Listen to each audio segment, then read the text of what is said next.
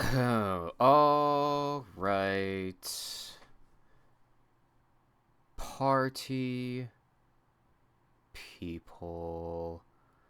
Let me see everything stuff. Yeah, hey. Been a while since we did one of these, huh? Yeah, is Death Battle. We're back. We're just chilling. Haven't done one of these in a while. So let's see. Man, it has been a long time. Oh yeah, I should put up the here's your spoiler disclaimer. Apologies if it's text very small. But we've got some episodes tonight. Let me there we go. And let me get up the there it is.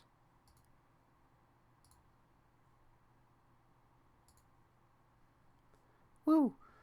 And we start off with everyone's This favorite. episode of Death Battle is brought to you by Harry's. For a limited time, Harry's has an exclusive offer for viewers of Death Battle. New customers can get a Harry starter set and a free body wash for If just anyone's in $3 chat, at feel free to let me know how the harrys.com/death. volume That's is. over a $16 I feel value like I for need just to turn the video $3. down a You'll bit get a more. 5-blade razor, weighted handle, foaming shave gel, a travel cover, and a travel-sized body wash. Those razors give a pretty sweet shave, Wiz. And I should know, my beard refuses to be tamed by anything else. It's an incredible deal, but act fast while supplies last. Go to harrys.com/death to redeem your offer.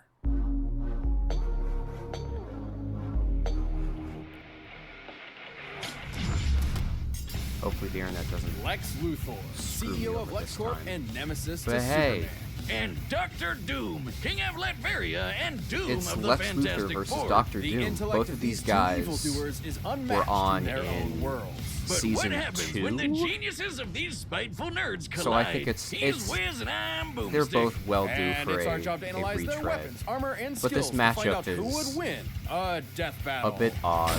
This is the first Marvel versus DC of this In the season. city of Metropolis, soaring above all But hey, other I like structures, both these characters, one so can find I atop the can't complain too tallest much. building an L. Who's the dickbag that decided to literally hang that L over everyone's head? Just the one and only Lex Luthor. Born and raised in Smallville, Kansas, Lex's early life was complicated. His father, Lionel, was a scientist doing dubious experiments on Martian Manhunter. When the lid was cracked on this evil science operation, asses had to be covered. So Lex and his old man got a convenient memory wipe, reducing Lionel to an alcoholic and setting Lex down a path to get away from his deadbeat dad. Right there with you, bud.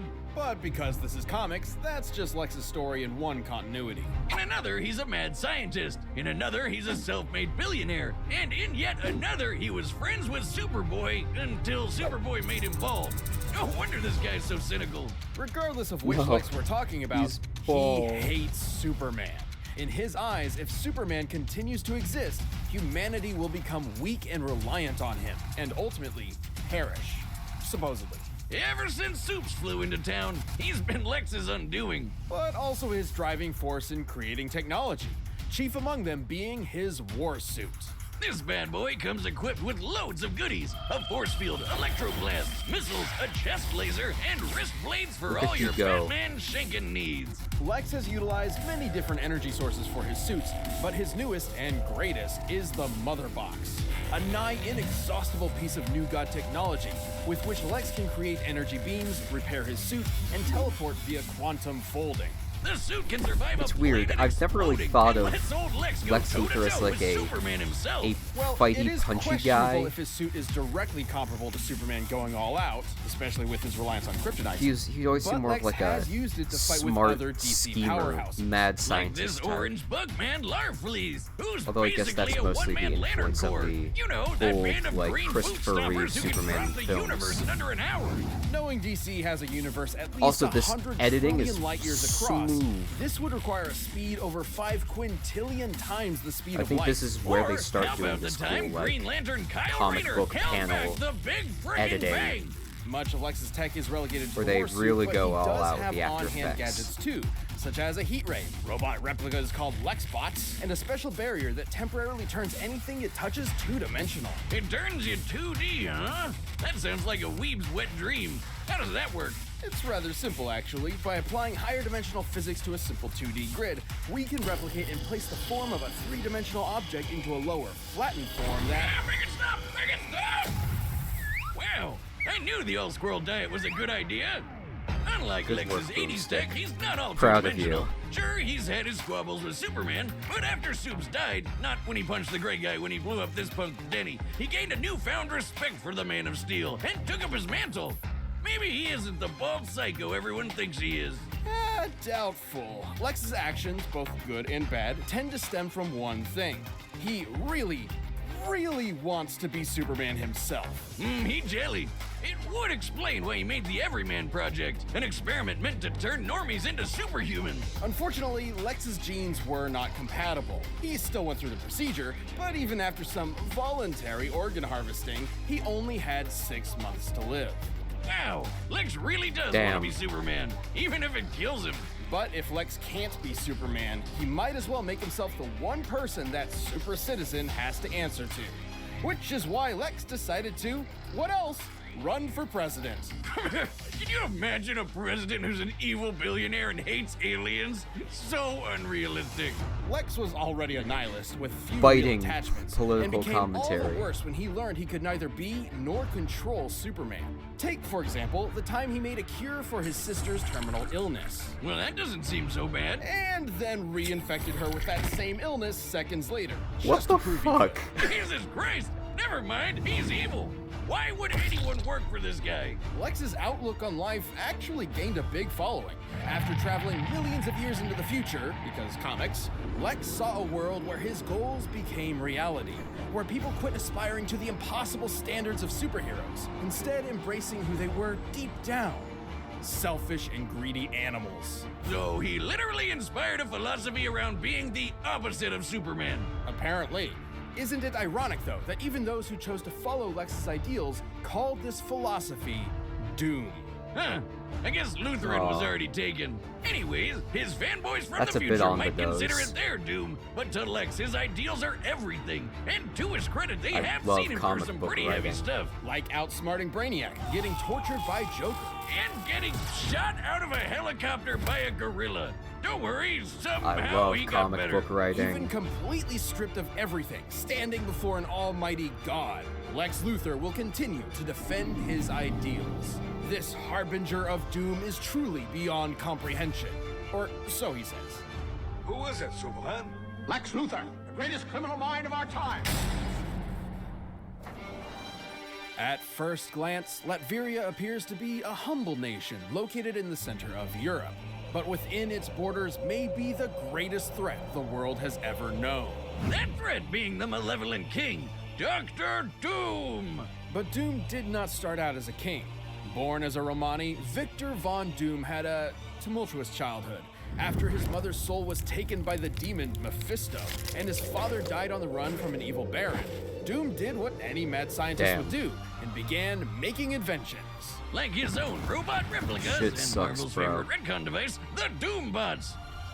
That He's sounds familiar. 5'7", The technical Doom. The wonders he Lakers made, need while you. also scamming people, were so great the Empire State University offered him a scholarship. And so began a good old college try by Doom. There, Doom built a device to communicate with his mother in the underworld. But because of a miscalculation that may or may not be thanks to the thing, it blew up in his face. Literally. It's okay though. After the explosion gave him a nasty scar, Doom ventured to Tibet, where some Aw. monks did him a Look solid at this and helped him editing. build a It's suit so of armor. good. Made from a mastery of science and mysticism, Doom's titanium armor goes beyond the wonders of ordinary technology and into the absurd. It's the Yo. Swiss Army knife of power armors, complete with electrical blast, a device that scrambles brain neurons, and a laser staff that doubles as a technovirus. At full power, the suit can break through an adamantine coffin, and allegedly contains pieces of the cross that Jesus Christ himself was crucified on. Just in case a pesky Dracula comes your way. which he did. With this suit, Doom easily conquered Latveria and overthrew the Baron who gave him so much trouble years back. Aha! Take that, asshole! Seeing how prosperous his rule was, Doom thought if he could make Latveria better by conquering it, why not make the whole world better by conquering it? Well, I mean, a Panther God did say he should. Too bad he was always stopped by the Fantastic Four. And their leader, Reed Richards, also known as Mr. Fantastic. To put it lightly, Doom freaking hates him. One time, when Doom was being pulled into hell, rather than try to escape eternal torment, all he wanted to do was burn and scar Reed's face. To Doom, Reed Richards is a man of unquenchable vanity and unmitigated arrogance, consumed by his own ego at the cost of everyone around him. Yeah, I think Doom might be projecting a bit there. Though he has failed many times to conquer the world, Doom certainly has the arsenal to do so. He has a gun. Antimatter guns, bombs that transmute things to chrome, a molecular expander that turns tiny particles into boulders, and time shift bombs that'll send you several seconds into the past. But his most interesting gadget is the Cosmic Power Siphon. While not particularly fashionable, at least before he implemented it into his suit, the siphon has absorbed and stolen the powers of numerous cosmic entities. You might be asking, if Doom has all these gadgets, why doesn't he use them more often? Well, in his own words, Doom's reasons are his own. Do not question them. But Doom is more than love just a Dr. scientist. Doom. He's Such also a a hammy magician. asshole. In fact, a contender for Sorcerer Supreme.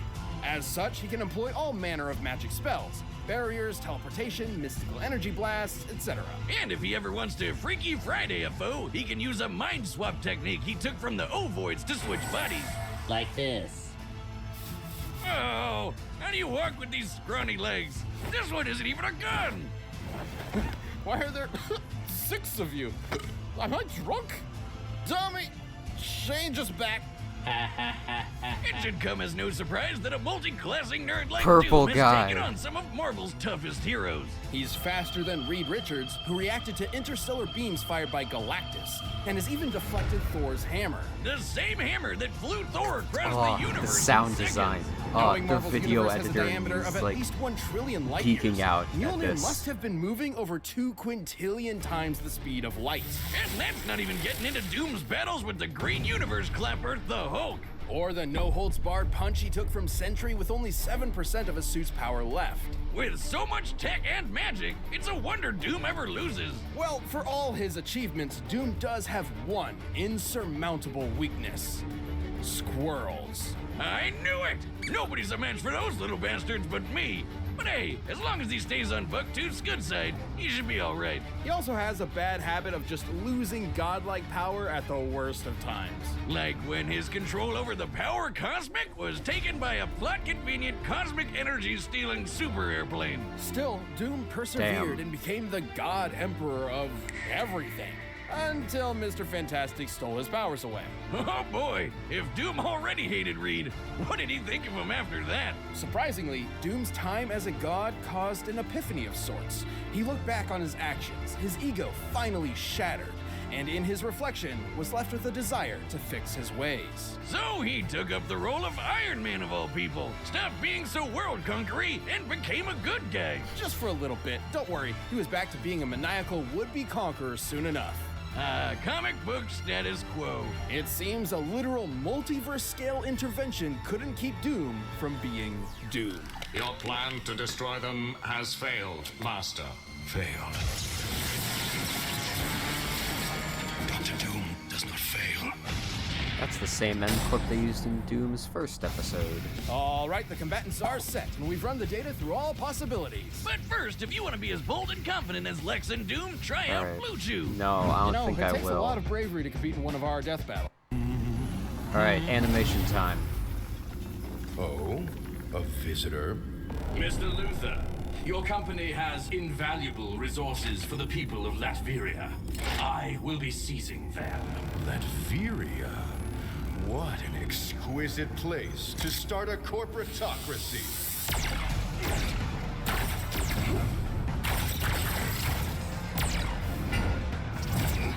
You wretch! Pathetic.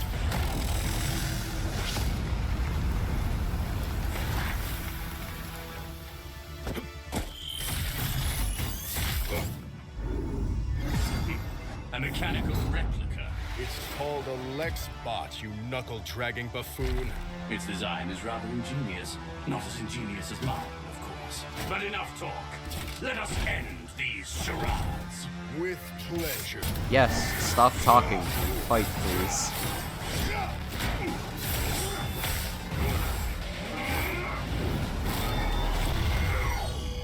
What is this confounded contraption?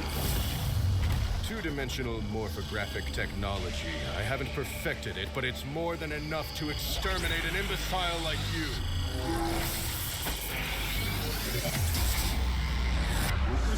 Enough to exterminate an imbecile like you.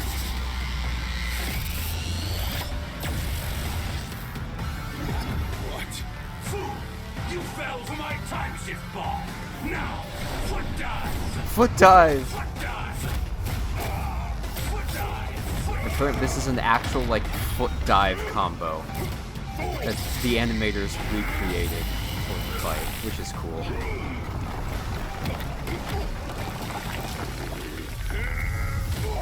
Got you. What a farce! Impossible! Impossible. That word has no meaning for someone like me. What about you?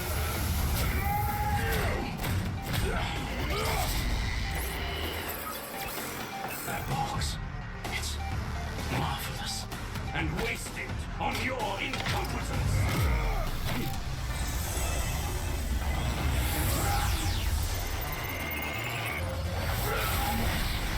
The big hand! He got the beat. What kind of a man are you? A Superman.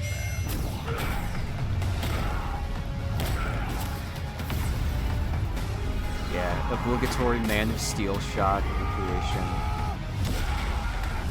Still hiding behind this hideous mask, Tin Man? Let's show your true face the light of day! Don't you see it? That mask is my true face.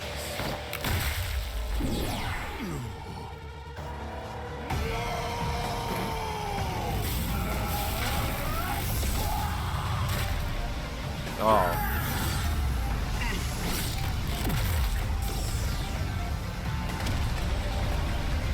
This power, it's like that of the gods. Beneath me. I've heard of handing someone the L, but never pinning him to So it. that fight's Having a slight speed advantage and a alright. stronger suit by This most fight's measures, kind of a Lex meme was able in the to hold his own community with Doom for a because time. And before sure, Lex it could was counter released, some the of team Doom's hyped it up arsenal, as like, but oh, he this is couldn't defend the against best being two. I transmuted to just chrome, realized being stream blasted starting with soon, still on the antimatter, screen. or Let me get getting rid of his that. nerves scrambled from the inside. They were like, oh, this is the Lex's best mind sprite has been fight we've swapped ever before, done. once with Superman, And then it funnily came enough. out and it was Meaning like, if things I got mean, that was desperate, pretty there was good, nothing but to stop Doom from pulling a I don't know Captain if it's Ginyu the on best Lex and one. swapping their minds. Lex's mother box was certainly Especially a since powerful they spent device, a lot of but he time never just quite mastered all of its talking. potential. Not to mention, Doom's ace in the hole, the cosmic power siphon, has drained and Not, stolen you know, similar energy fighting. sources time and time again. Galactus, Silver Surfer, and even the friggin' Beyonder. Yeah, I know, this mulleted doofus doesn't look like much, but he apparently has millions of times the power of the entire Marvel multiverse. And the siphon took all of it! There's no way the Mother Box could stand up to a device like that. Thus, it was only a question of if Doom could bide his time before turning the tables on Lex. And given all the beatdowns he's survived from Marvel heavy hitters like Hulk and Sentry, I'd say Doom had that time. Lex's tech was an impressive challenge that had the stats to contend with Doom, but against Doom's bewildering gadgets, magical trickery, and power-stealing siphon, the advantage was in the Doctor's court. The King of Latveria claimed his victory. Hopefully Lex isn't a sore loser. The winner is Dr. Doom. Thanks for watching this episode of Death Battle. That was- Come back next that week to was see not previews bad. of our upcoming I- matchups. I If you wanna like watch more it stuff, fine you can click enough. the boxes right around here, and you can always pick up some DB merch at store.roosterteeth.com. The next time is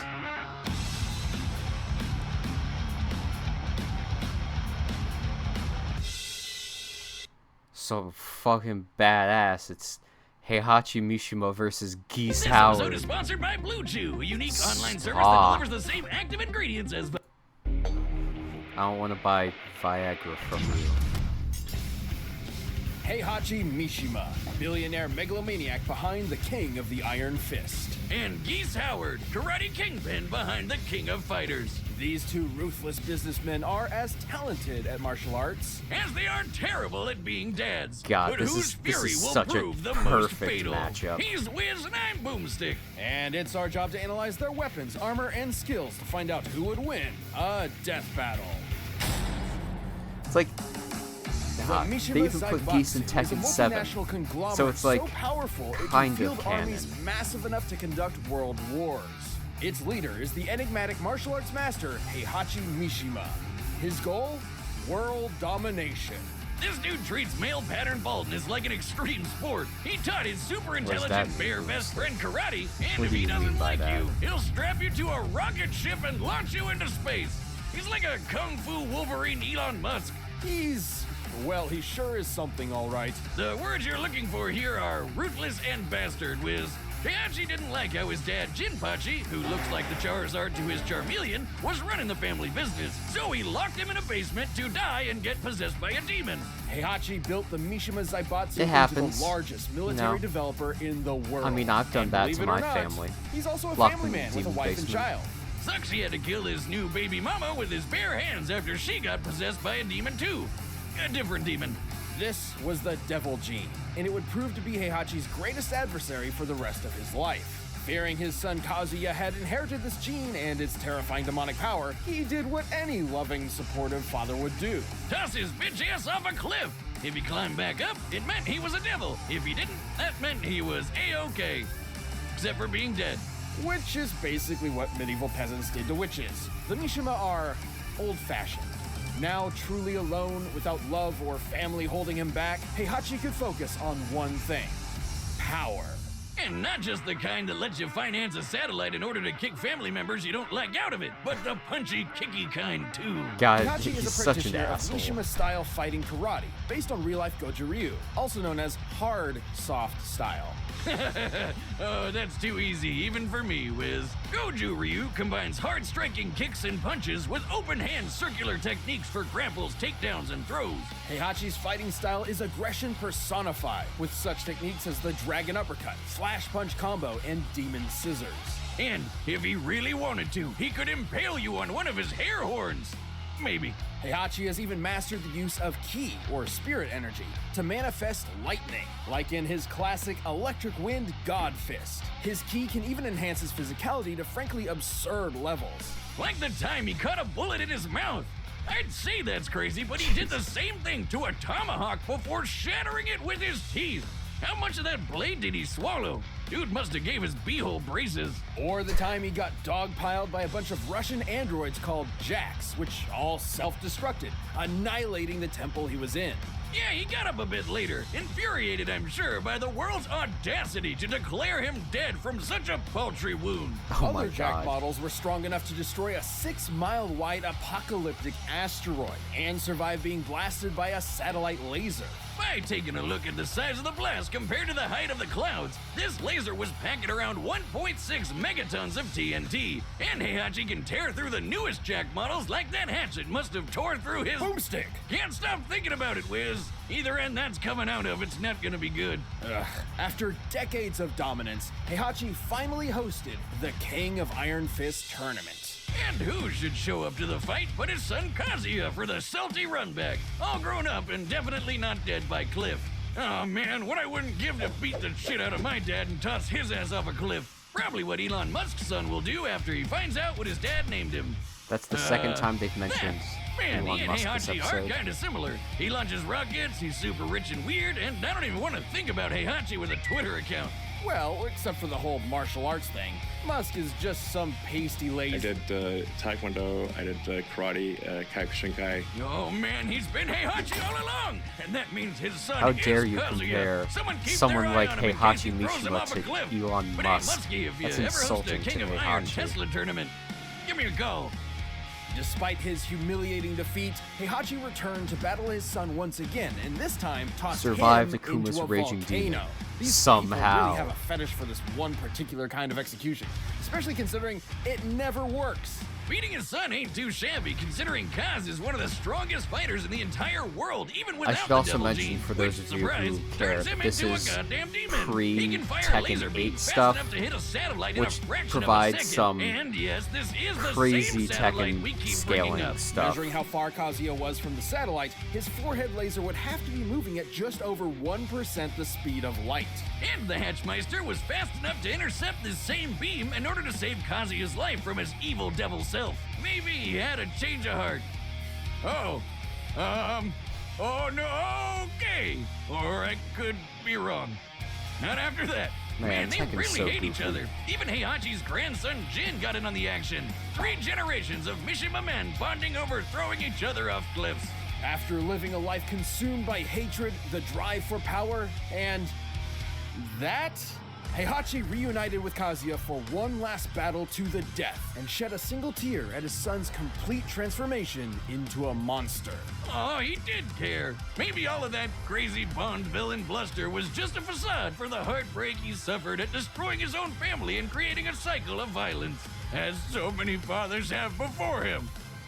Dad. He fought Kazuya as he lived, a man. No cyborg enhancements, no devil gene, no whatever Yoshimitsu is. Heihachi fought his literal demons with nothing more than his stubborn, egomaniacal refusal to give up until he could stand no longer. Those who live by the volcano die by the volcano. there he well, go. at least until he magically comes back in the next game. And when he does, he'll be determined as always to rule the And he world hasn't. with a Tekken. Probably. Don't you mean Iron Fist? Oh, god damn it, Boomstick. Tekken lore is weird.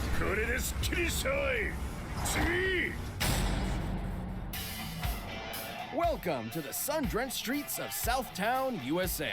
Should you ever find yourself there on vacation, you can rest easy knowing the Howard Connection Protection Agency will keep you safe from the clutches of the local mafia. Until you realize the Howard Connection is the mafia. Top-tier business model they got there. And in control of both stands the legendary Geese Howard. Okay, Wiz, that was all sounding pretty badass until you said his name was Geese. What kind of dork is named after a waterfowl? The only worse name I could think of would be Swan. His absentee dad may be an Austrian terrorist, but the only thing he's blowing up is his son's future. After Geese's mother succumbed to an illness they were too poor to treat, 15-year-old Geese tracked his father down to kill him.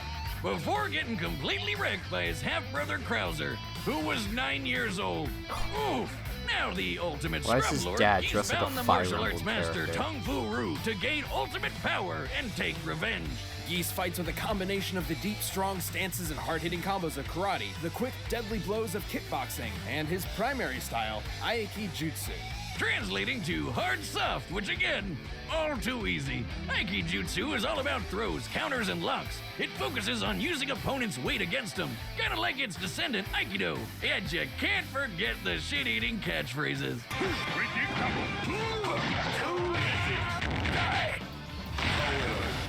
But what Geese Die was really there to learn forever goes was hippopotamus. crazy. Jesus. With Hakyoku Seiken, Geese can absorb life energy, or chi, from the earth itself and mold powerful energy blasts. His Rapukin rockets across the ground like a buzzsaw, while Raging Storm is a massive fanged geyser that'll devastate anyone nearby. He can imbue these attacks with lightning called down from the heavens, or enhance his strength and speed to perform blindingly fast combos like Deadly Rave and Rashomon. Wait just a goddamn second, Wiz. Did Geese just throw that poor man straight into the air and then patty cake his nuts on the way back down?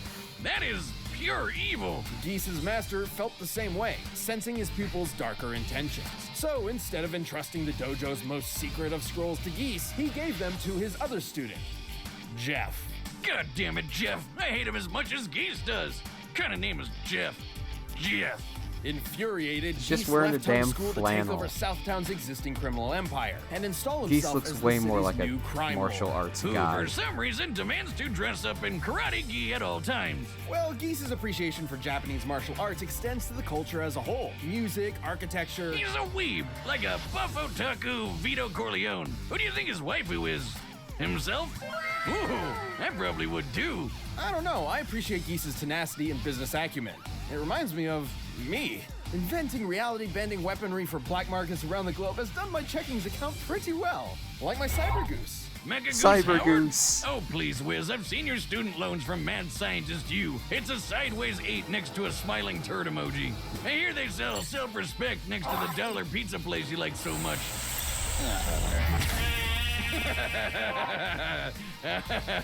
Cyber Goose is the best Despite character. being a We badass love him. crime lord, Geese was still plagued by inadequacy.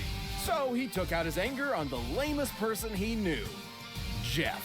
And he did it in front of his kids. I'm sure that'll turn out well in a decade or two.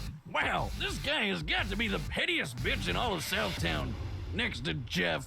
Oh, you think that's bad? How about when Geese had a son and left him and his mother in poverty? And when that son asked for help paying for his mom's illness, Geese ignored him. Wow, without a hint of irony. After successfully conquering Southtown, Geese hosted the King of Fighters martial arts tournament in order to solidify his position as the strongest fighter around. Which he basically was. Geese is powerful enough to obliterate entire swaths of forest with his chi and defeat the reality warping entity Verse, who could create a hurricane the size of a stadium. Even Takuma, one of Geese's subordinates, was strong enough to redirect a blast from the Zero Cannon, a city-annihilating satellite laser. Considering the laser was intended to eradicate Southtown, which is a fictional stand-in for real-life South Miami, the blast would have to have a yield of around 1.7 megatons. And judging by how fast it reached the Earth's surface, it must have been moving at over 2% Man, the speed of SNK light. sprite art and is Takuma's so fodder compared good. to Geese. Seemingly unbeatable, Geese was finally confronted by Terry Bogard, the son of the man he murdered years before. You know, Jeff. Now that man has great taste in hats. After one of the fiercest battles ever witnessed, Terry defeated Geese and threw him from the top of Geese Tower to his death. Until he came back, so Terry threw him off it again. You can't keep a good goose down. Whether it be manipulating future events from the shadows or demonstrating his Geese magnificent falling power off in front of the whole things world, is Geese's probably my tenacity will favorite, always like, strive to crown him KOF the meme. king of I fighters. love it so much. Stay down, maggot. Whoa, Geese, careful there. All right, the combatants are set. We've run the data through all possibilities. But first, if you want to know how Geese and Heihachi got to be dads in the first place, No. Welcome to the final match of the international collaboration between the Iron Fist and King of Fighters tournaments. The prize, sole ownership of both the Mishima Zaibatsu and the Howard Connection. Flagrant disregard of antitrust laws, but okay, let's go to our fighters. Heihachi Mishima!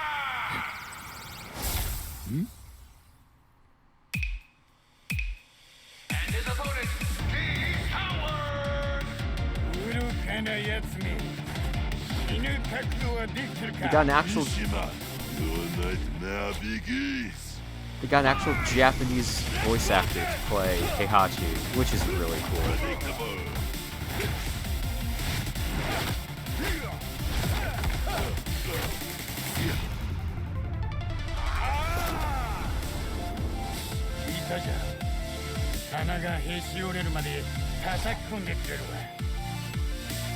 I will stand my hands with your blood, old man. Refugen! Double Refugen!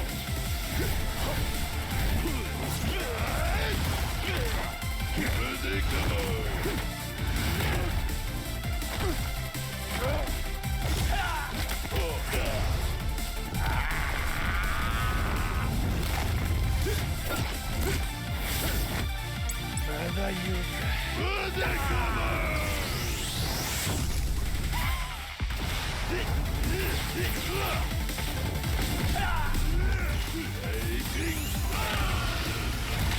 Hell yeah. Too easy.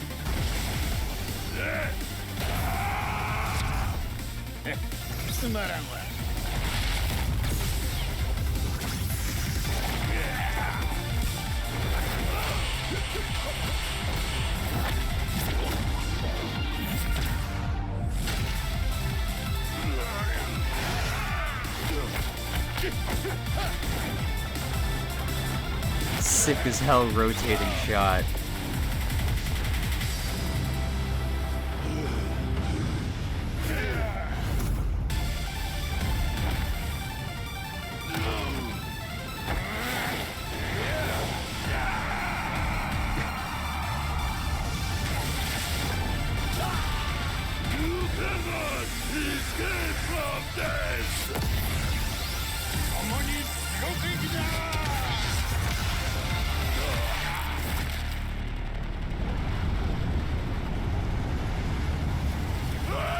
Oh, Christ.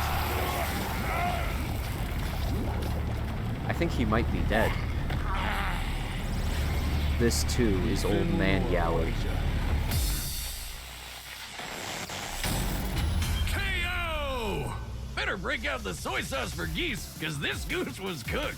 Both fighters had the brutal tenacity and martial arts mastery to push each other to the limit, but Heihachi just had the greater limits to push. Sorry, Wiz, this one was obvious. One of them throws people off cliffs, the other has people throw him off cliffs. Kind of a no-duh. It was not a no-duh. In fact, Geese's wider variety of chi techniques were able to keep Heihachi at a distance, and his ability to draw chi from the earth meant he could spam them for as long as he wanted. But Heihachi has had plenty of experience with projectile spammers like Kazuya, whose lasers are fast enough to reach outer space in seconds. He'd have no trouble getting in close. Heihachi's decades of combat training over Geese also allowed him to learn and adapt to his Aikijutsu. He's even defeated Aikido masters like Nina Williams before, so it wasn't entirely new to him. Ultimately, it came down to who was stronger, faster, and tougher. Both scaled to characters like Jack and Takuma, who survived satellite lasers nearly equal to each other. But both feats were performed pretty casually by weaker characters, so what could they do at their best? For Geese, let's look at his fight with Verse, who created that hurricane. By measuring its size compared to the stadium to get the mass of the clouds, making a storm that big would take about 1.8 gigatons of TNT, about 1,000 times more powerful than the Zero Cannon that could destroy Southtown. But we're not done. One single Jack unit was able to destroy a 6-mile-wide asteroid heading toward Earth. Estimating its volume and density, the energy it would take to violently fragment it is nearly 8 gigatons of TNT, asteroid. over 4 times more powerful Great than commentary by Versus me, Hurricane. I know. And Heihachi can tear through Jacks like nothing, which is crazy because that satellite laser it reacted to was moving at about 4% the speed of light, twice as fast as the Zero Cannon and Geese's best. Geese was a clever, ruthless opponent, but Heihachi's power, experience, and sheer bullheaded stubbornness allowed him to walk away the victor. Man, this fight was so intense, it almost made me shit my pants. The winner is Heihachi Mishima. That one's good. I'll Thanks give it for to watching. him. I Stay like. tuned. We'll I be like jumping into the next matchup Mishima next week. pants. But you can always get more Death Battle right now by clicking one of those boxes right over That there. joke made and by someone downloading the leave. battle music linked in the description. Good.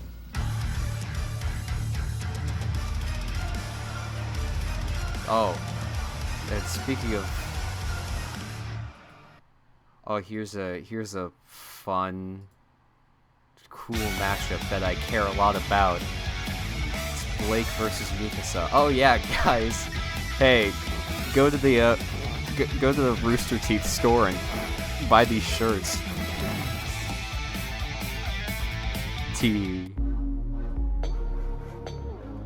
Is that in poor taste? I don't think that's in poor taste. Ruby got picked up by Viz Media. Blake Belladonna, Found that out earlier. the feline huntress So. from Ruby. And Mikasa Good for them. Ackerman, the giant killing scout from Attack on Titan. These two reluctant heroes are fighting for a better world. What'll happen when they go toe-to-toe to see who's the swingiest and the cuttiest? He's Wiz and I'm Also, yeah, these Boomstick. characters And have it's our like job to nothing in analyze common their weapons, except armor, their and skills weapons to are find out who will win kinda a similar. death battle. It was just a Those who matchup make that like peaceful revolution impossible a few will make members, violent longtime revolution members of the inevitable. community I wonder if JFK were was thinking about very, anime very, cat very girls when he said adamant that. about Despite wanting. the world of Remnant being home to a plethora of magical beings, the Faunus were subject to discrimination from humanity.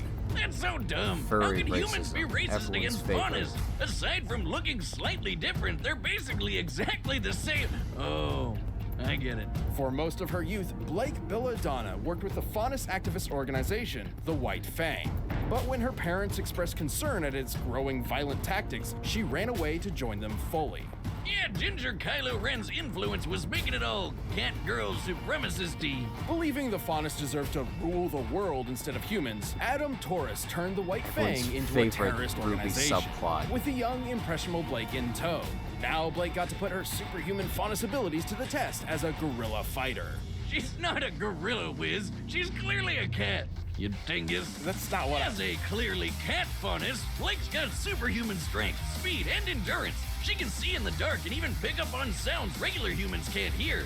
Blake has also unlocked her aura, the manifestation of one's soul. Similar to the Eastern concept of chi, Blake can use her aura to passively withstand it is intense chi. damage. It's just they won't Though call if it it's something overtaxed, different. she will be as defenseless as any ordinary human.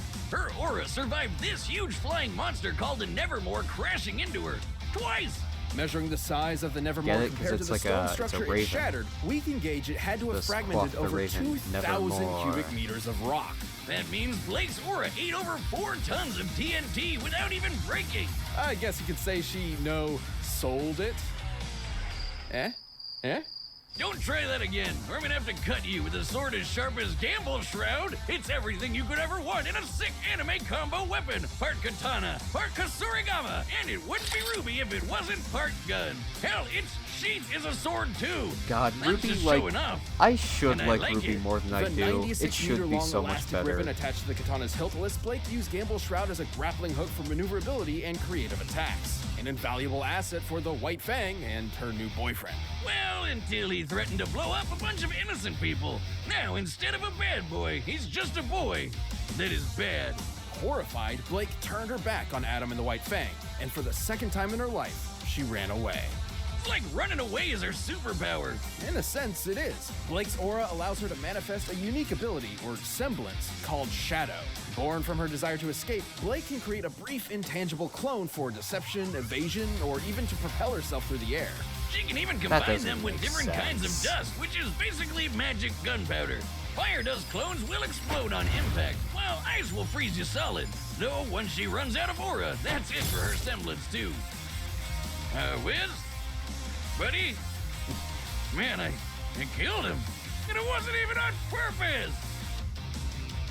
And don't worry, just some biological cloning. It's a hobby. Don't ask if I'm the original. I genuinely don't know anymore. Alone again, Blake lacked purpose and a place to call home. Until she reached Beacon Academy. There, she learned to be a huntress, a soldier of peace sworn to protect the land from monsters and any that would do it harm.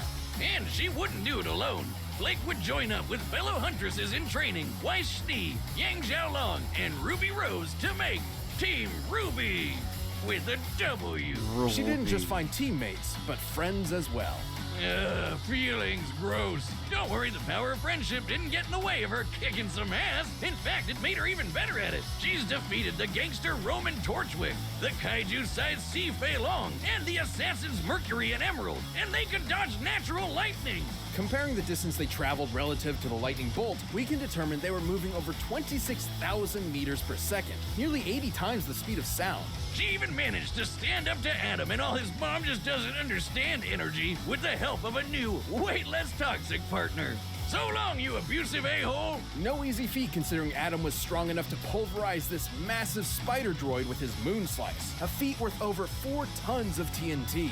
Not too bad for a bootleg Virgil, and Gamble Shroud could take hits like that over and over before breaking. Despite her troubled past, Blake would never stop fighting for a better, more peaceful, more equitable world. She was done running. With her friends at her side, she would face the future head on. Oh yeah. So long. Notice how they're choosing to show a clip from Blaze Blue Cross Tag Battle instead of a clip from Ruby itself. Enjoy Oh yeah, the this part's rustic gonna medieval spoil the architecture, shit out of hardy Attack on populace, Titan, so and, you've been that warned. Can't be good. Cowering behind enormous walls, the last remnants of humanity were driven to near extinction by the arrival of the monstrous Titans. Despite that, little Mikasa Ackerman lived a happy, normal life until her parents were brutally murdered in front of her. But never fear, she Una reversed the shit out of those assholes with the help of Eren Yeager, another pint-sized psychopath in training. Adopted by Eren's parents, Mikasa and Eren somehow lived a happy, normal life. until all their friends and family were brutally murdered by Titans. I'm sensing a pattern here. With barely anyone in her life lasting longer than a 25-minute episode, Mikasa became Aaron's guardian angel. Certainly a valuable asset to Aaron, who devoted his life to exterminating the Titan threats. Together, they joined the military and got their hands on some sweet Titan slaying gear, the vertical maneuvering equipment, or VMI. Also known as omnidirectional movement, or ODM gear in the anime, it allows Mikasa to fight the towering Titans at their own level. ODM gear comes with two 20 to 30 foot long iron wire spears she can separately aim and shoot. It'll hook into any surface. They'll allow her to swing around like a steampunk Spider-Man. I always have loved She the can zoom through the air and change directions on a dime with a that special at the fan on her weaponry of back Attack that on fires Titan. pressurized gas. It's a really Farting. cool way to let That's their called characters farting, Wiz. quote unquote fly.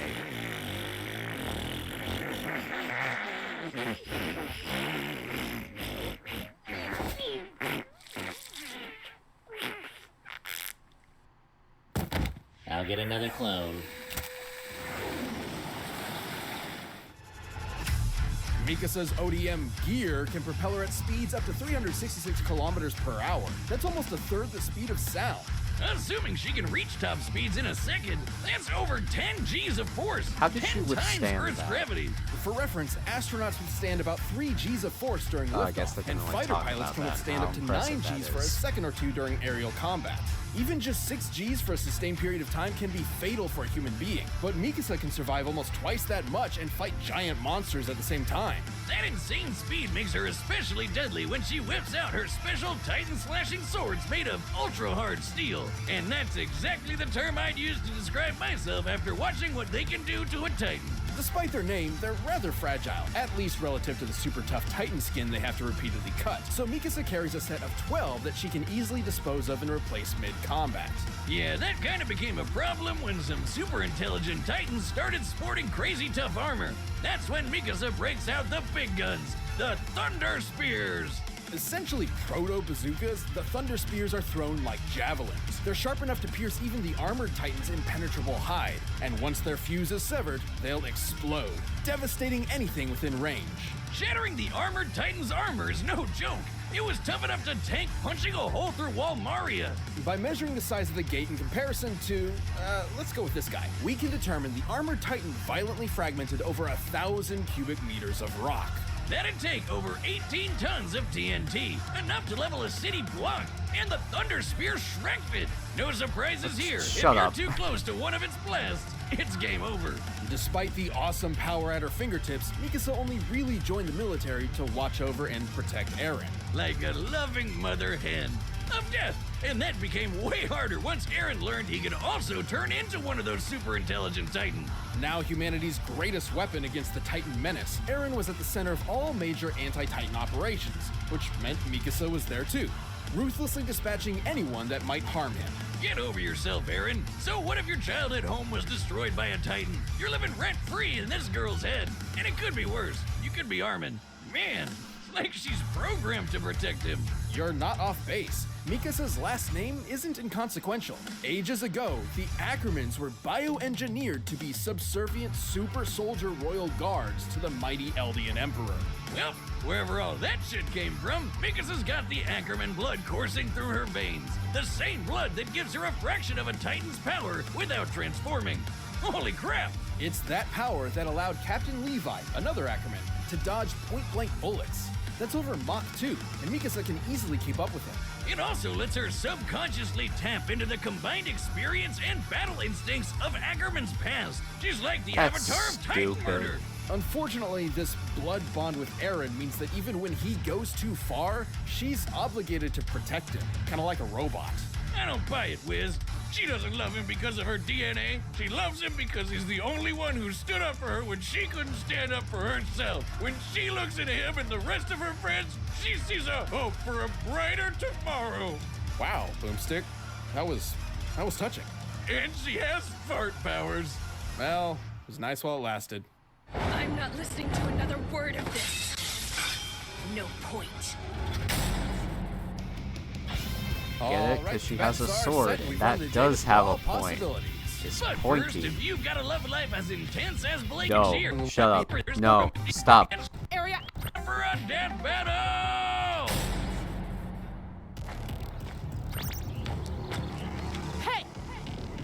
were supposed to evacuate this area hours ago. Get the hell out of here. They're coming. You deaf? I said get the hell. Yeah, so despite being owned by Rooster Teeth at the time, Death Battle was unable to get Blake's voice actress for this, for some reason, which is why she'll rarely talk in this episode. Are those 2 sets of ears? She must have 4 times the hearing. I love that line. It makes no sense. It's so bad.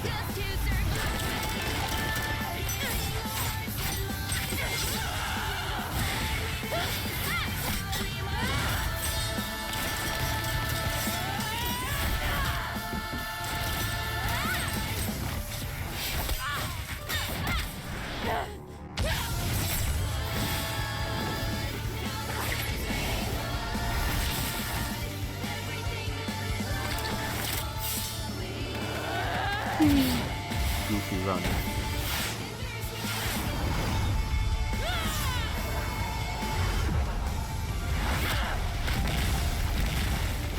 Oh hey, welcome. You're just in time to watch a really weird, awkward fight.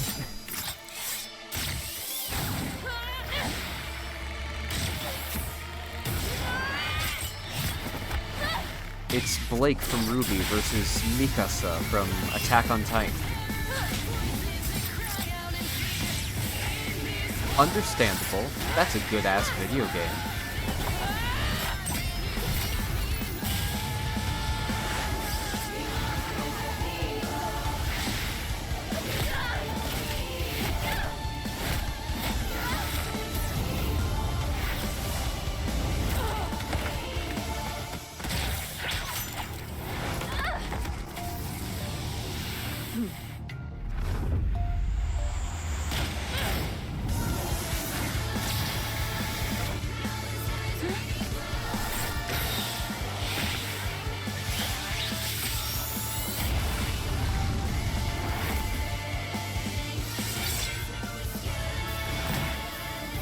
This time.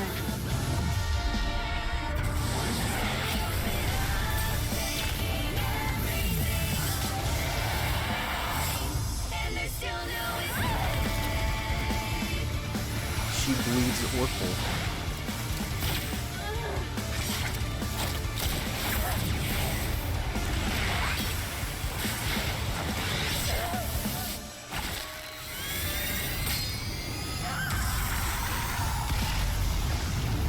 Boom.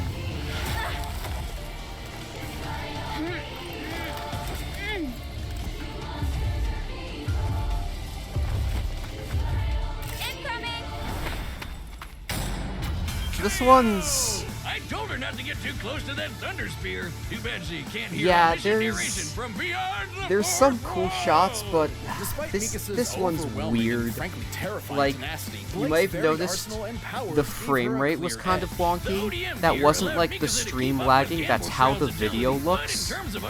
I think they were trying to do like a Spider-Verse kind of thing, but it just makes it look like weird and jank and kind of hard to watch.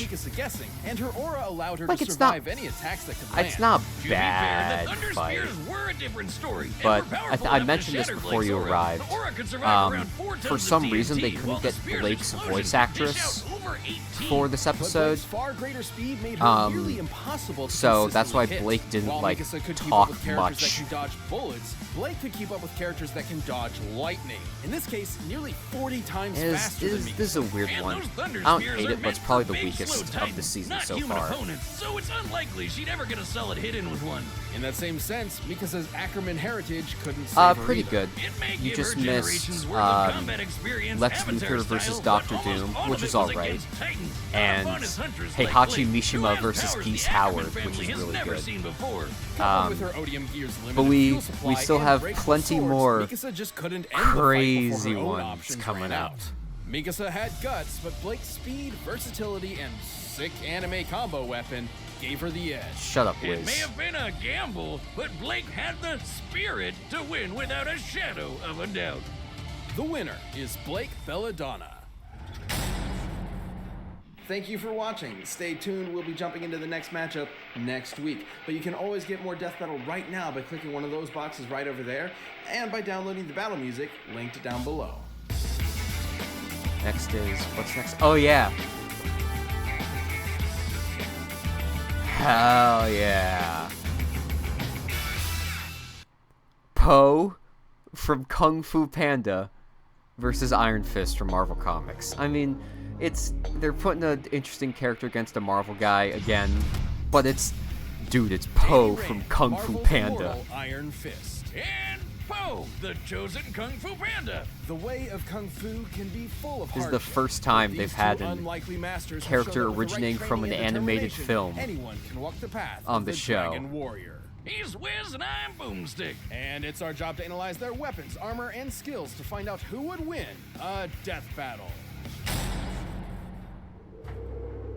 Every 10 years in the mountains of Tibet, the mystical lost city of Kunlun will appear, forever guarded by a legendary warrior, the Iron Fist. Naturally, one of the Iron Fist's former apprentices, Wendell Rand, thought, I should really bring my wife and kid to visit the Kung Fu Super City. Best family vacation ever. But not so naturally, Wendell's business partner tagged along, Harold Meacham, who, surprise, had less than noble intentions. So Wendell was sent off a cliff, and his son Danny won the tragic backstory lottery when his mom died protecting him from wolves.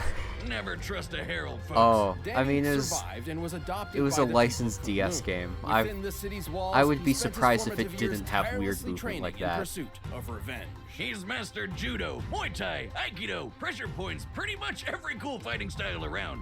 He also gained a weird habit of shouting, "Heart of the Dragon," whenever he's surprised. Oh, you know that guy's got at least What the like freak? 6 silk Hey, dragon more shirts in his people. closet. That would be interesting It's- foreshadowing. we're For when watching Danny turned Des 19, Battle. he had the chance to become It's, the next Iron Fist. Iron But he had Fist to overcome one versus final Po challenge, from Kung the Fu immortal Panda. dragon, Shu Lao. And like a badass, Danny walked up to Shu Lao's front door. Then, get this, bear hugged the dragon until it fell unconscious, netting Danny Yeah, a sweet chest they've got tattoo some- and the chance to plunge his hands Some deep interesting into the ones. You dragon's just boomstick. missed What? I was gonna say the Blake creepy from Ruby cauldron holding versus its heart. Mikasa from Attack on Titan. This act infused Shu Lao's chi with Danny's, making him the newest, the immortal Iron Fist. With his newfound power, Oh, yeah. Iron Fist Yeah. did what any vengeful orphan would, and left Kunlun to track down the bastard who killed his parents. However, when he found Harold, all the Iron Fist saw was a broken man. Punch him So anyway. he spared him, casting No, aside his punch past the anguish old to man in the become wheelchair. A hero. Oh, great. Another lesson about how revenge is bad and all that crap. Wiz, Yeah. when I find I mean, those chickens Mikasa that did is, in my like, grandpappy, it's not a total make stomp sure I because finish of, the job. insert Put it Attack my on Titan calendar. spoilers Thanks to here. his friend, Luke But, Cage, Iron Fist was able to reconnect yeah, with the real world Blake and still co-found wins a pretty team, handily. The Heroes for Hire. And when he wasn't superheroing, Iron Fist was actually a pretty good dude who used his money to start a soup kitchen. Because he's yet another superhero who is secretly a billionaire by inheritance. Together, the Heroes for Hire Good for fought him. many villains, like Incinerator, Master Khan, and the White Man. Hell yeah, down with the establishment, Danny. No, I mean he fought a mob boss actually named White Man. The Well, White Whitey Man. better watch out, because Iron Fist isn't just a fancy title. Danny can harden his fist on impact, hypnotize his foes, accelerate his healing, make close-range Kamehameha kabooms, and even a giant energy dragon. Look at it. Many of these chi powers were learned through the aptly named Book of the Iron Fist, a relic that has been held by every past Iron Fist. It even lets Danny open portals across dimensions back to Kunlun. Yeah, that's What? cool and all, but why does he wear ballet slippers? Yellow dance shoes don't exactly strike fear into the enemy, you know? They're Tai Chi shoes, pretty standard. Anyway, Iron Fist can absorb not just chi, but all manner of naturally occurring power, like electromagnetism. Yeah! Oh, so that's why he wears the slippers. Danny can react in a microsecond, punch apart a Stupid. hammer helicarrier, and has delivered strikes comparable to He defeated hydrogen Mara bombs. from And the Shin being Megami Iron Tensei Fist, series. He is also one of the most martially skilled heroes in all of Marvel. This guy can go toe-to-toe with Boy Scout super soldiers like Captain America. I mean, I would hope and the so, friendly given neighborhood that light-dodging martial arts Spider-Man. is, like, He even defeated the evil his whole demon thing. Mara. No, not the Oh, ball I demon. I'm talking about the bull I demon. forgot they And made after the joke absorbing for enough me. electromagnetic energy, he punched apart this train, surviving the resulting explosion that had enough force to, and I quote, make Hiroshima look like a sparkler. Not so sensitive analogy aside, it's clear Yikes. Iron Fist's fist. Awkward. Hand has some serious power. One time, he took in the chi of all the people of Kunlun to become this rad kung fu skeleton man. Watch out, he's got a bone to pick with crime. All to fight an eldritch Terminator called The One, who Danny had previously defeated. Wish you really need to work on words better. Anyway, after Iron Fist threw the nameless robot off a cliff, it found Daddy Wendy himself and decided, hey, I should really take this guy's head and plop it onto my body. What the f? Who wrote this? Schrodinger's dad aside, Iron Fist is one of the deadliest Marvel heroes out there. No matter the challenge, he will always be there to keep the balance between Kunlun and the outside world. I earned the Iron Fist, and no one can take that from me. Honestly, I think part of the reason is that in lore, well, okay, first of all, Guilty Gear only got really popular, like, after Strive came out, and also most of the popular Guilty Gear characters are, like, universal levels of power because of lore reasons. So it's hard to find fair matchups. This is Zhao Po Ping, a panda born in the Valley of Peace. For the longest time, this valley only knew, well, peace. But everything changed when Gary opened the Peacock and his army attacked. Lord Shen received a prophecy saying his conquest would be stopped by a warrior of black and white, a panda. So, in a fit of paranoia, Shen decided to genocide every panda in existence, forcing Poe's mom to part with her baby as he Mosesed away in a radish box. Jeez, we got real dark with the sequel, huh? After some obligatory trauma, Poe was taken in by a literal Father Goose. Watching child Poe right now. Guidance, Poe trained day and night to be a waiter at a noodle restaurant. Not the hardline warrior life I was expecting. I've only seen the first one personally, but I've heard very good things about the series as a whole. He idolized all things kung fu, going so far as to make action figures of his heroes, the Furious Five. Nerd. However, he never expected to have the chance to actually explore that dream. Until the day of the Dragon Ceremony. I've heard the fourth one's kind of bad, though. Yeah. To lead a new era of kung fu as the Dragon Warrior. And to the shock of everyone, Master Oogway chose him. Talk about a freak accident. There are no accidents, Boomstick. Despite some setbacks, Poe was actually quite gifted. He just needed the right motivation, a carrot on a stick. Or more accurately, a dumpling. Next to the Furious Five, Poe experienced the classic Shaolin animal styles, which are actual practice martial arts. Tiger style uses ferocious combos. Monkey style has unpredictable acrobatics. Mantis style uses fast strikes. Viper style implements fluid movements. And Crane style is all about sweeping hits. But none of them suited Poe, so he made his own. You guessed it, Panda style.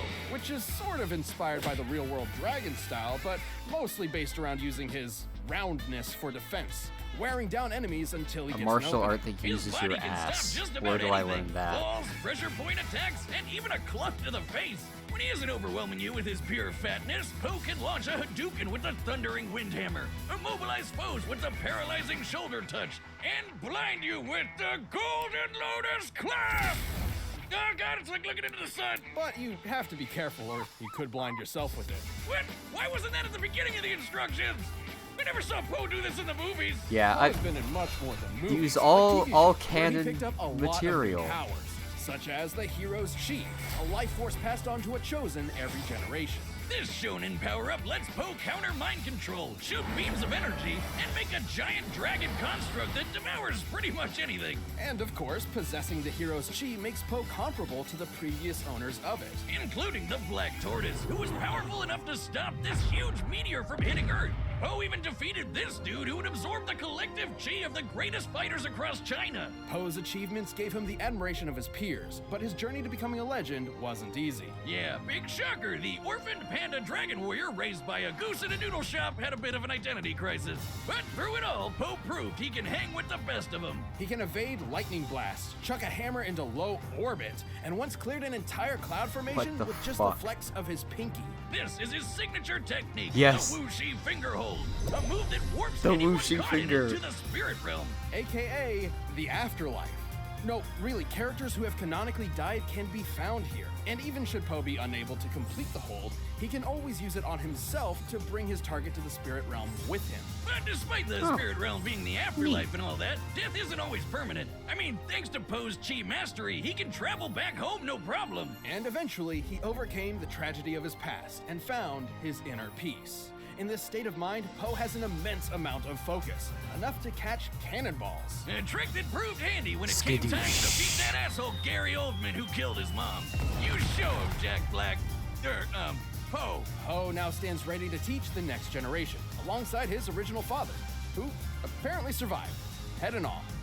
What a nice ending. After mastering Chi, returning from the spirit realm, and saving all of China, Poe has finally Until the fourth movie, because they needed money. The Dragon Warrior. Get it? See the giant dragon? Yeah. All right, the combatants are set. You've run the data through all possibilities. But first, if you like cool, goofy cartoons like Kung Fu Panda, check out Rooster Teeth's new show, Neon Convening. Oh yeah, make sure to go on roosterteeth.com to check out all these cool cartoons they have.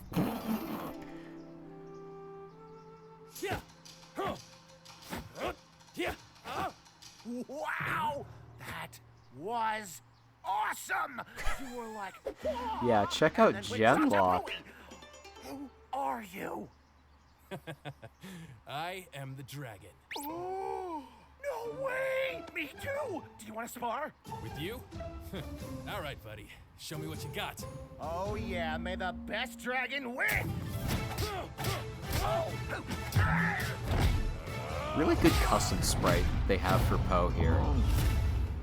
Dragon strike! Well, do watch the episode and find out. Come on.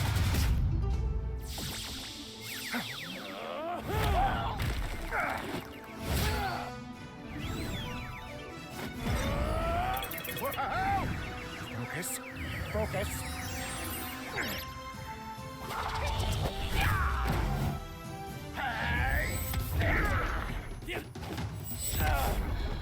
You can use Chi too?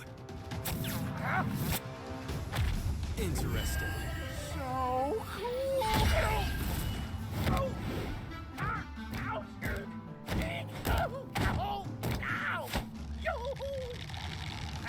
Whoa, whoa, whoa!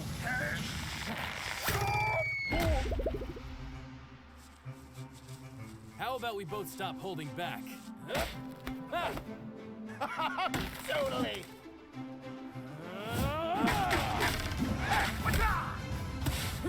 Yeah, lots of...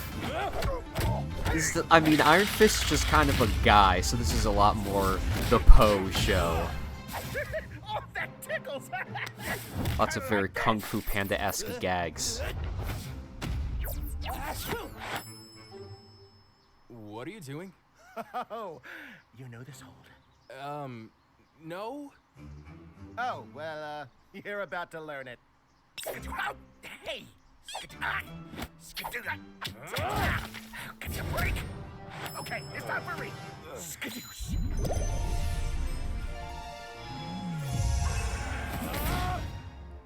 Nice view, huh? Golden Lotus Pack! Oh. Yeah! Feel the power of Chi!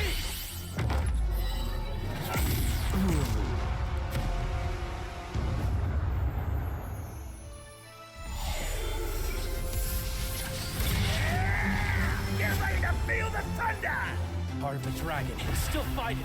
Spirit of the dragon, lend me your power!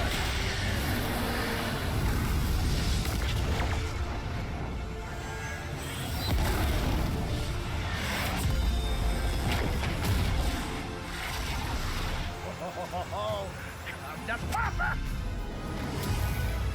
Oh, the dragons kissed. Good for them.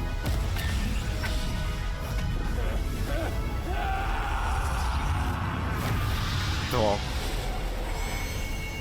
There he goes. Love wins. So true. That was so cool! Wait till Master Shifu hears about this! Oh, wait till I tell Master Shifu how I totally just killed a guy. Oh, I did not see that coming. I guess Poe got his fill of iron, am I right? You sure the panda wedding wasn't some fluke accident, though? There are no accidents, Boomstick. But due to his credit, Iron Fist's superior speed did help him hold out for a time. Yeah, Poe could evade lightning, while Danny could move in a microsecond and hang with light timers. And while Poe was very skilled, his experience didn't quite stack up to Danny's, who has been training all his life. And that's about where this chubby panda starts taking all the wins. Poe's mastery of chi could counter Danny's hypnosis, and his fat belly stopped any pressure point shenanigans. In fact, anything Iron Fist could dish out, Poe could bounce back from. Sometimes literally. Iron Fist punches have been compared Poe to was simply hydrogen too bombs, thick. which sometimes cap at 50 megatons. However, when compared to the not tactfully described exploding train, he could have around 10,000 times the power of the Little Boy bomb. Putting Iron Fist's maximum potential at 150 megatons of TNT. Really powerful, but Poe had it beat. Poe could clear away this giant cloud formation with just his whooshy fingerhold, a technique he mastered before he even knew chi existed. With chi, Poe and other fighters like him have done far more insane feats. Like the Black Tortoise and that extinction-level meteor stuff.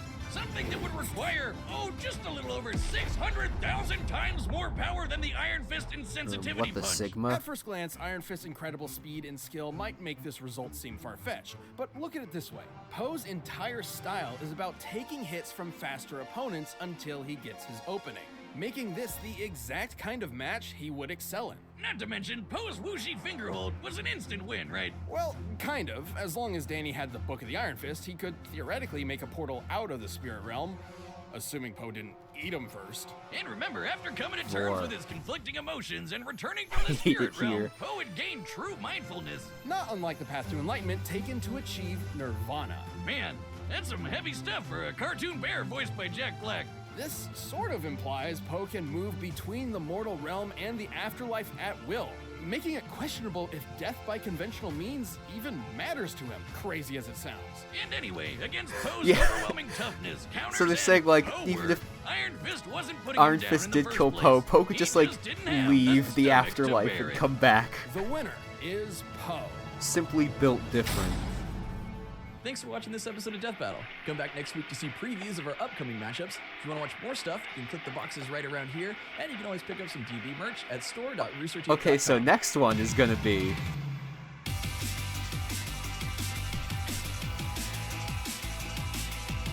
I hope you're fucking ready.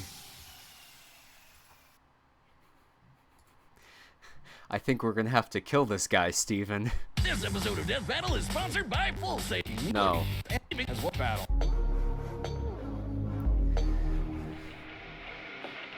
Steven Universe. Steven Universe, a superpowered half-human, half-gem teenager. And Star Butterfly, wild child princess from another dimension. They've both struggled with their responsibilities to save the world, but when pitted against each other, whose heroics will triumph? He's Wiz and I'm This is a Boomstick. pretty good And one. it's our job to analyze their weapons, armor, and skills to find out who would win a death battle. This was a The matchup that had been Diamond requested for a Authority was an while, alien so it makes sense superpower that they set do on it for conquering their the big universe legacy for their own season. gain. They're literally diamonds, like shiny alien rock people. As the most powerful of the gems, the diamonds led armies of lesser gems, including pearls, amethysts, and others, to prepare planets for destruction by the Authority. These armies were trusted to obey. But they had an enemy rock person, Rose Quartz. She'd been living on Earth and really liked the place, so she was leading her own group of gems in rebellion, the Crystal Gems. To which the three diamonds of the Authority responded by trying to destroy every gem left on Earth. That sounds like overkill. But in a huge blast of light, every gem was corrupted or destroyed, except for Rose and her closest gems, a garnet and pearl. She'd managed to defend them all with her shield. Given the light emanating from this attack and its Oh, distance, here's we a can feat estimate already. it to be over 843 million tenajoules per second of energy. Joules? More like jewels, am I right? That's what I said? No, like with the W. Never mind. Well, now with the diamonds rebuffed, Rose was able to settle down, and she even met a human she got along with, Greg Universe. What a badass. I wish my last name was Universe. They got along so well that one thing led to another, and, whoops! Rose had to give up her body so their son could be born. True to his heritage, Steven has many gem-related powers. Since when Rose gave up her body to create him, she effectively that guy gave really him did all of pull, her like, power as well, including her own gem. big And while Steven's a pink stalwart space pacifist, BBW. this led to him following like in the her footsteps dream. to defend Earth from the diamonds when they inevitably return. But he's got plenty of ways to defend himself and the others. He can create shields and bubbles to protect from different attacks, use bubbles to teleport things away, and shapeshift to get bigger. He can also control his personal gravity to float or jump as high as he wants. And he can even fuse with other gems, or sometimes a human. Huh. Wonder what a fusion between us would look like. Fusions tend to result in a more powerful entity than the sum of its parts, but I'm not sure that would happen. Yeah, you're right. You wouldn't be able to handle it. Sure.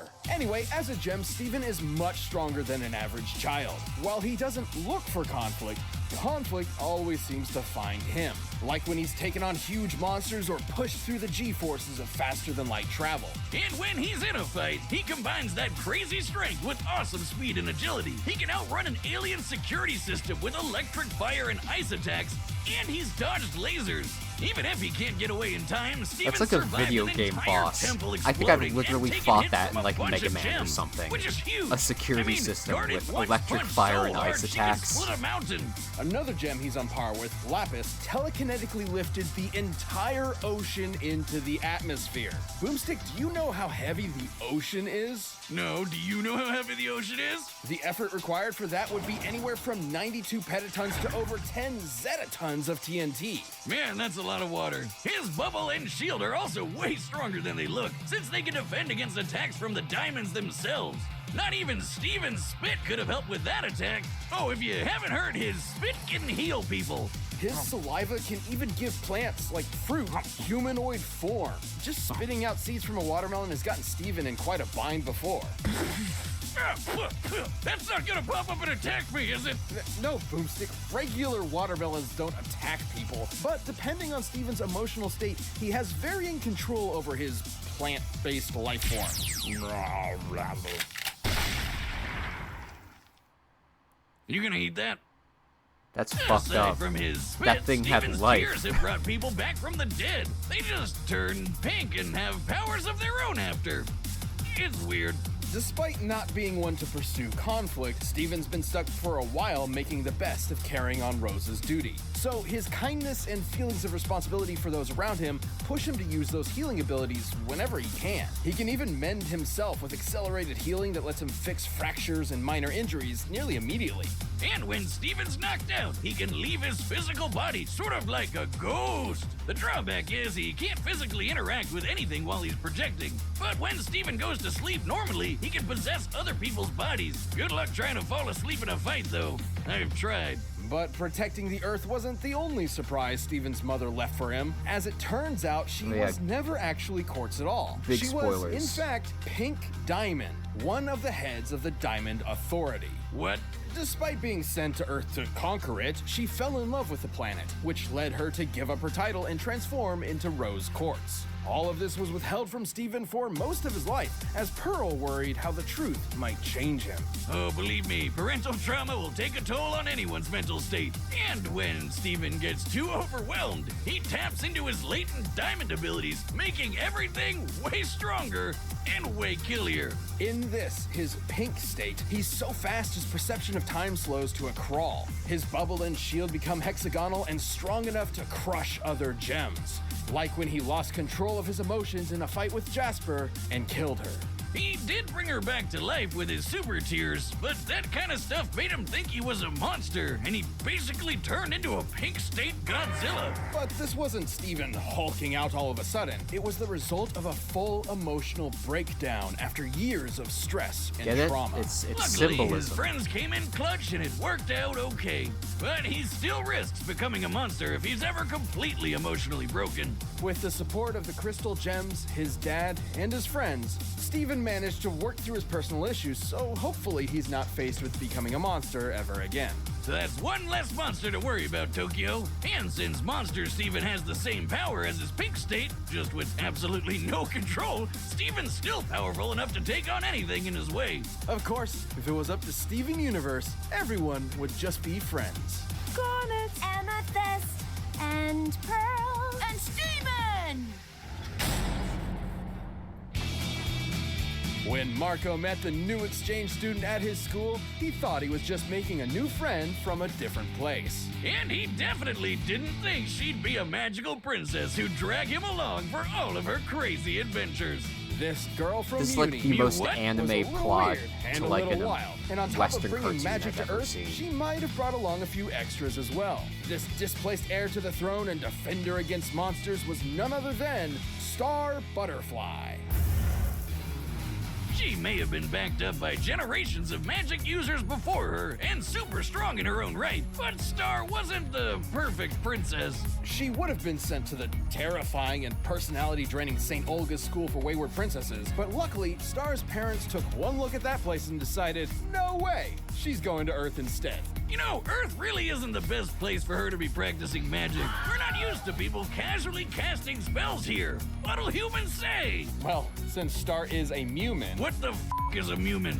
That's what the people of Muni are called. She's already superhuman compared to her peers on Earth. She survived a blast that leveled the top of Castle Muni, and can use her wings to help her get out of the way in a pinch. What, those tiny things? There's no way she can actually fly with them. At least she can make a bubble around herself to defend against attacks. Her butterfly heritage also grants her the Magic Instruction Book. This spell book is incredibly important, as it contains spells created by all the magical rulers of Muni that came before her. And she creates her own spells too, like Cupcake Blast, which fires a beam filled with cupcakes. Okay, half of these spells don't make any sense. Jelly Bean Hallucination Mist? Starfish Tsunami?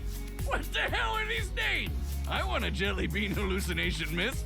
I feel like you'd pay for that at like a high-end sauna. Well, they're kind That of does sound awesome. self-explanatory. Creating her own spells does mean they can pretty much be anything. Take one of her summons, for example, which are effectively creatures reliant on magic to survive. So what happens when you combine unicorns, stampedes, and war? Oh, I know this one! Warnicorn Stampede! Now I get where Spider with a top hat came from. That Spider's one of Star's self-professed most powerful summons, with his own minigun to boot. So naturally, she can kick monsters' butts with her spells thanks to her magical wand. But she better watch out, because a lot of those monsters want to use it for themselves. Her wand combined with her training means she has some incredible destructive power. She's blasted apart walls, temples, and a throne room. Her mother even said her wand could blow up a universe, and one of her ancestors did exactly that. Well, yeah, Star's ancestor Skywind wanted to make something explode one day. So why not an entire dimension? And remember that book we mentioned earlier? Skywind recorded her experience specifically so her successors would know what to do if they also wanted to destroy a dimension. So Star should be able to do this, since she's known to be an incredibly strong princess on top of being the heir to the Butterfly Spellbook. Speaking of destroying I wonder things, who's gonna win this one. Her thermonuclear butterfly blast has wrecked a house, and according to Star, her mega explosive crystal laser is powerful enough to obliterate planets. Yeah, But it's she one of those just things likes to where I use think it to play people with like cats like a laser pointer. it started off Star has promising, spells but for people more don't than really just like destruction, where it though, went. like her Bunny Rabbit Blast, I never which really she's used watched to catch it. up to cars. And one of the monsters she's fought, Meteora, has deflected lightning. Being able to fight on par with Meteora means Star's able to reach speeds over Mach 1000. But if all that wasn't enough for you, once Star went through puberty, Oh, you gotta be kidding me. she learned how to access and control her far more powerful butterfly it seems form. Now that's a set fun. of wings. I just wish peering into her eyes wasn't like peering into the 9 layers of hell. It's obviously a stand-in for puberty. Star compared the process of attaining it to, quote, suddenly looking at boys as if they were made of bacon. Like you've never eaten it in your life, and all you want to eat is bacon. So what you're saying is if I eat enough bacon, I can get magical powers? No, if you're horny enough, you get magical powers. Anyway, through her time in various dimensions, That's what fighting that's monsters saying, and I'm pretty defending her sure. friends, Star's become strong enough on her own that she no longer needs her wand. In fact, her wand only ever served as training wheels to help her harness this magic herself. Soon enough, though, she realized monsters weren't actually the bad guys, so she started to fight for them instead of against them. This wasn't a popular decision with humans, but Star knew it was the right choice and followed through. Unfortunately, the fighting continued, and Star realized in order to truly quell the conflict, she needed to fight magic itself. So her mother, her great-whatever-grandmother, and Meteora all banded together to cast the Whispering Spell in the realm of magic. This spell is designed to silence or end magic, and when cast within the realm of magic, it destroyed magic itself. All of it. But doesn't that mean she killed all the magical creatures across the different dimensions because they need magic to survive? Yeah, we don't talk about that. Well, after destroying magic, I think and every Star magical Butterfly creature in is a existence, war Star criminal. was finally able to bring peace to Muni. Star had a lot of growing up to do when she was sent to Earth, but she learned to control her powers and led her country to peace. Mostly. Now, she's truly grown from her chrysalis into a butterfly. Who's ready for a bloody, bloody bloodbath?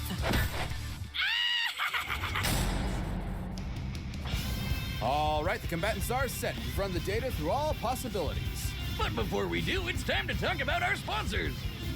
I'd like to take a moment to wish friends all of the right. show At least they didn't try and uncomfortably segue it. Segue the episode with two children into the Adam and Eve sex toy ad. Anyway, fight time.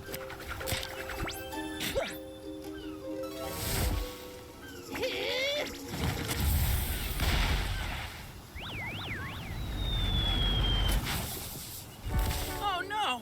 What happened? Wait! Sorry. Wait. I can fix it.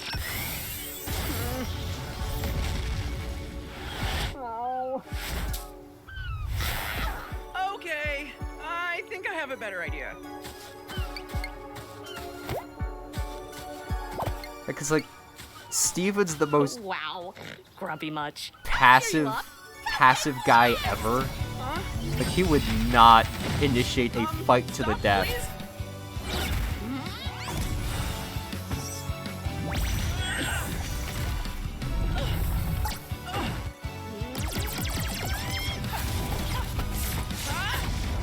What did sandcastles ever do to you? I don't know.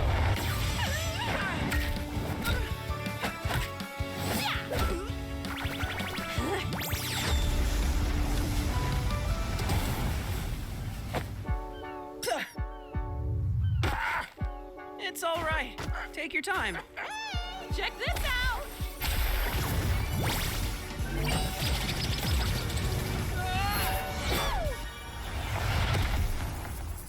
Ow. Huh? What's rude?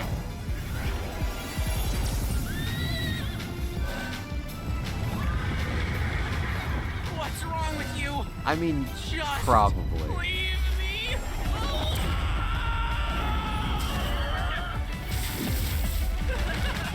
More cry!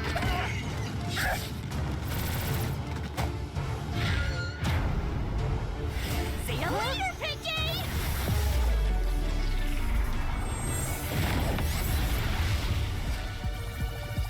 Whoa! That's neat!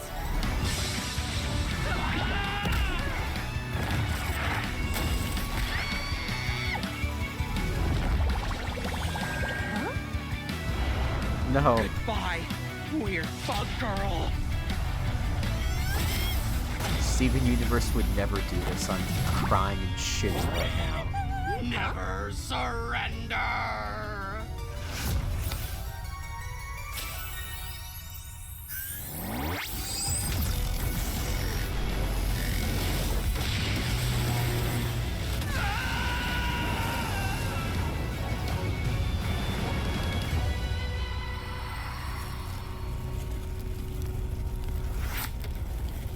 Oh my gosh.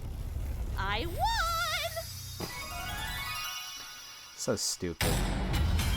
But yeah, I mean, Don't think she won what she thought she won they there. dropped Steven they definitely dropped had that better feat of like, oh sandcastles. yeah, Star could Steven's probably strength and destroy healing abilities, universe, and Star that's was like, definitely between a gem and a hard shut place up. initially. And when Steven went pink, made it a whole lot tougher on him. Steven after And not since Steven surviving. was an alien gem and not technically magic, Star's whispering spell couldn't touch him, but she still had the advantage in the end. Steven was physically superior, at least to Star's everyday appearance. Star can survive explosions worth a few dozen tons of TNT, but he could match Garnet's mountain-busting might. However, everyone knows this matchup would rarely ever resolve in fisticuffs. Even with how out there some of Steven's powers were, the sheer versatility of Star's magic was simply not something he was equipped to outmaneuver or overpower.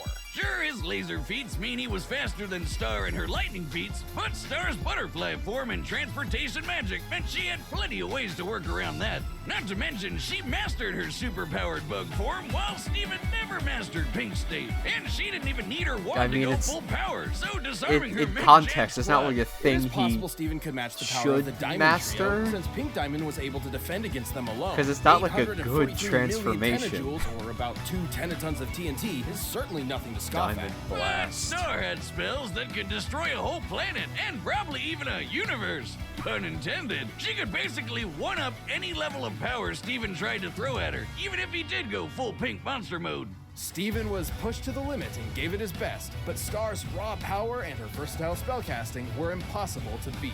Butter, fly on home, Star. You've had a gem you would win. The winner is Star Butterfly. That was pretty good. It's fun. Thank you for watching. They Stay killed tuned. a We'll be child. jumping into the next matchup next Love it week. here. But you can always get more Death Battle right now by clicking one of those boxes right over there. And next time, and by which downloading will- the battle music linked down What time below. is it? Yeah, this next one will probably be the last one for the night.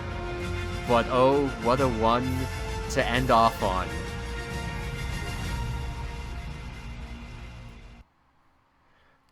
Link versus Cloud. This episode Rematch. of Death Battle is sponsored by Omen. Oasis is a free and easy-to-use add-on for Omen Gaming Hub that creates a virtual room for you and up to 15 of your friends for private gaming and We'll watch get to that. But Oasis isn't just any virtual room. With low latency 720p, thirsting out Out with Oasis. So yeah, this one's a redo of, like Mario vs. Sonic, a redo of an episode from Season 1. The courageous and determined hero And a of much Hyrule. needed Stripes, re-examination. Spiky-haired Sephiroth Slayer. Each are powerful warriors in their own right, but in a fight to the death, which one will win? And I will He's say, Wilson, I'm this is one of the ones that And could it's our job to potentially analyze be their like weapons, armor, and a skills to 10 find out out of 10. who would This is a win really good a episode. Death battle.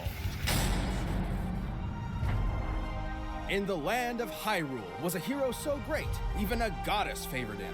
Destined to wield the Triforce of Courage, he fought for his people until his dying breath.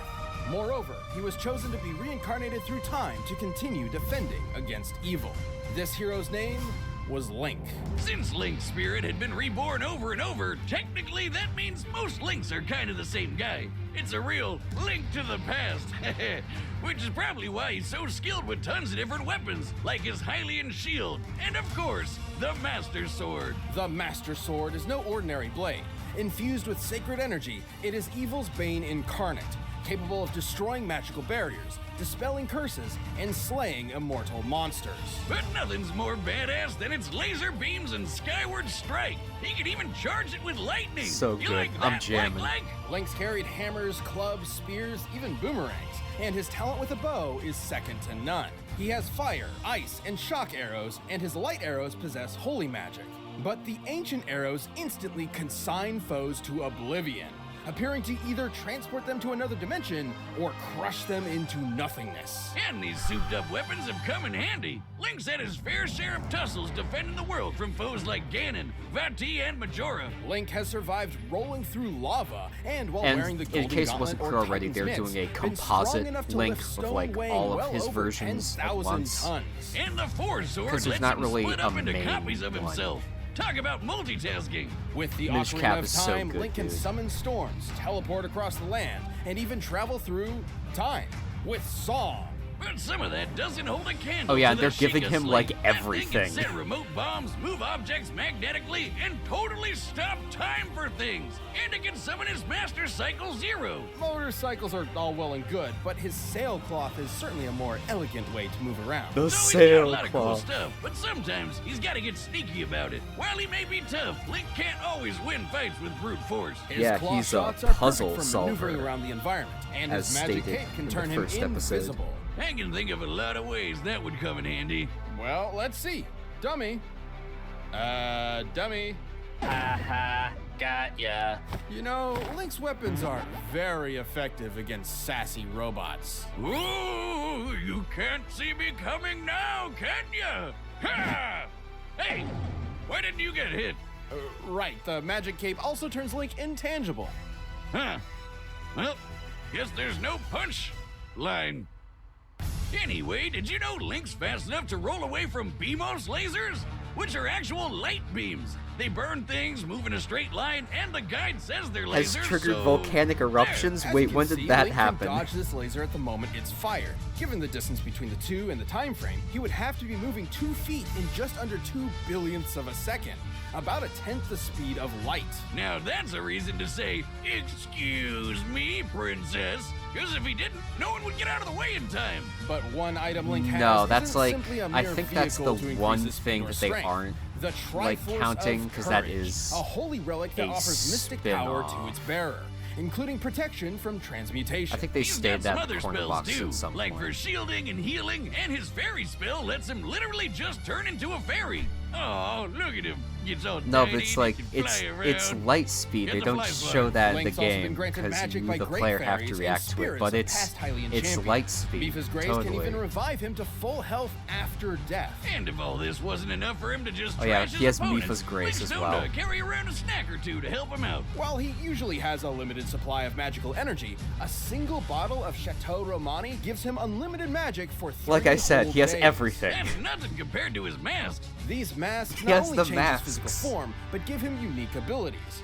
like how his Goron mask increases his strength. He can even roll so fast he catches fire. But the Fierce Deity mask is the best. It basically transforms him into a dark god, 10 feet tall and 100% terrifying, with inhuman strength and the impossible Helix sword. Fierce Deity Link could easily overpower Yeah, but it's Majora, stupid in a cool moving way. into the planet with enough force to destroy a continent and cause planet-wide destruction. Well, sounds like Yeah, he's there got it is. everything he I needs mean, to defend Hyrule. I don't- mean, I if you're guess chosen by a nothing goddess, from you that game gotta is do what like- she says, right? With the boy None of clad in Link's green equipment from that game committed is to like the cause, original. Hyrule can So I guess there's breathe really no easy reason knowing not it's to count defended it. by such a worthy champion. Oh yeah, if Tears of the Kingdom had come out by this point, he would be like building a tank On the to planet fight Gaia, Cloud. run by the Shinra conglomerate, one young man wanted to be a strong protector of others, just like his hero, Sephiroth, the elite member Sephiroth. of Soldier. This was Cloud Strife. The troops of Soldier are awesome. They get badass paramilitary weapons and get to cast magic from materia. Materia is a byproduct of the life stream, Why is an she, like, energy source that runs Fushigi? through the world. Green materia casts offensive spells, blues for supportive spells, Yeah, and yellow I've has seen commands. I've seen but Hyrule red's the Warriors. most powerful, because they can summon giant monsters. Is pretty fucked no up. wonder Cloud wanted to be a part of Soldier so bad. I'd want to too if I could have a giant dragon god as a pet. This is Bahamut Fury, among the most powerful summons in Final Fantasy history, capable of annihilating a moon, a feat worth over 140 exatons of TNT. Which Cloud totally survived after he made it into the Soldier program without any problems whatsoever. Nope, none at all. Is this too much foreshadowing? Cloud's time as a soldier mercenary was, well, it never happened. Despite his own memories saying otherwise, Cloud actually failed to join the program at all. Looks All right, great bear in the with me dress. here. True. See, Cloud had a friend, a first-class soldier named Zack Fair. They went through a bunch of wacky adventures together, then got kidnapped by some weird cultists who injected them with alien DNA and Mako energy I that think about that one supercharged them. tweet that's It's like, a long story. Time and time Cloud again, Strife Zack is like if came a to group Cloud's of rescue, lesbians made a until man one by day, committee. A rescue would be his final act. But before he fell, he gifted Cloud his big old Buster Sword. Hey, what's a sword between bros?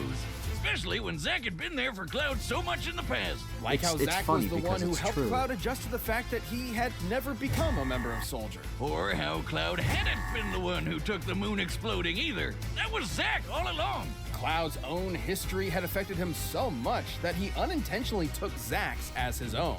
Go Jeez, Gaga. Sounds like he needs to do some heavy self-reflection. Cloud struggled with confidence ever since he was rejected from the Soldier program.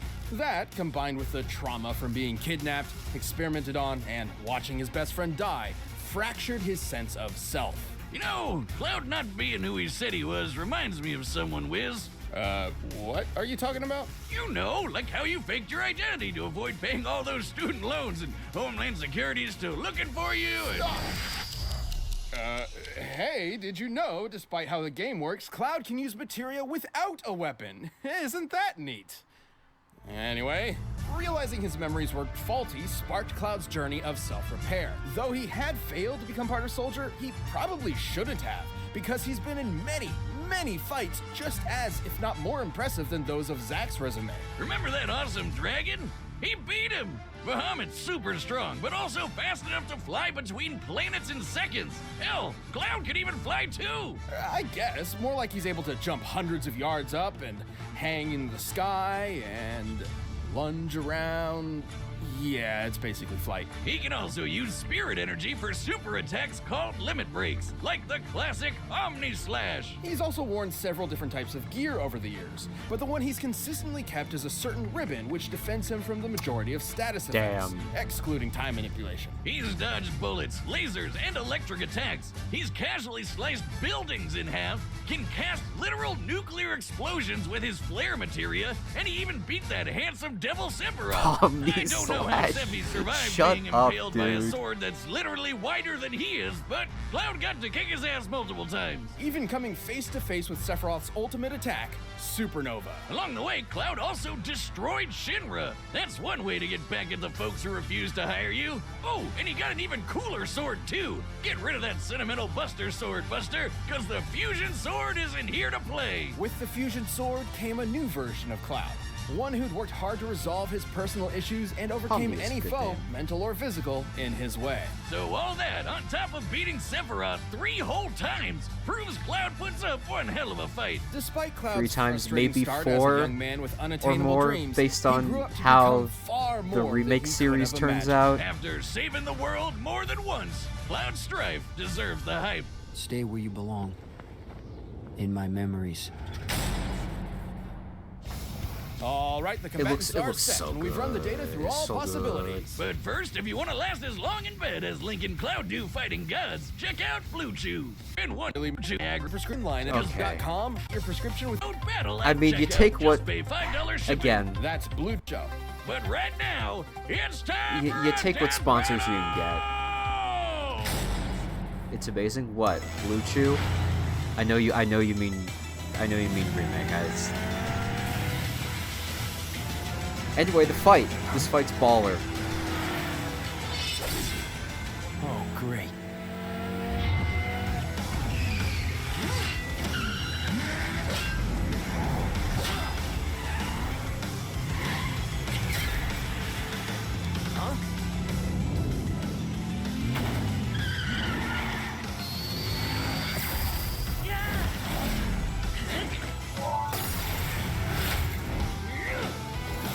I mean, a big cliff is, like, it's something relevant to both games, I'd say. Apparently this shot is a reference to the Breath of the Wild physics engine.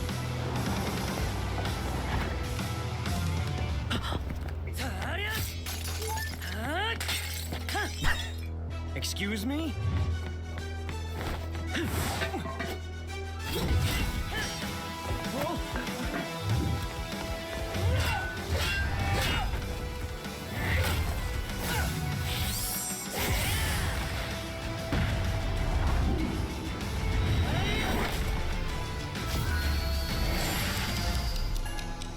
So good.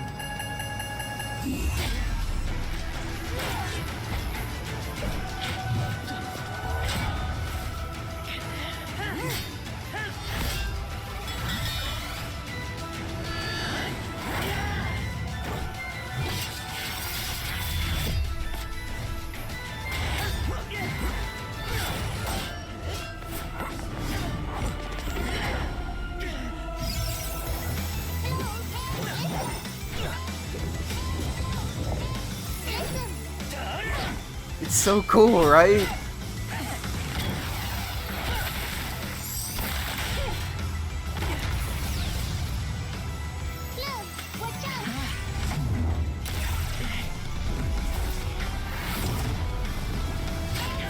Yeah, they gave him everything. Oh, no, you don't.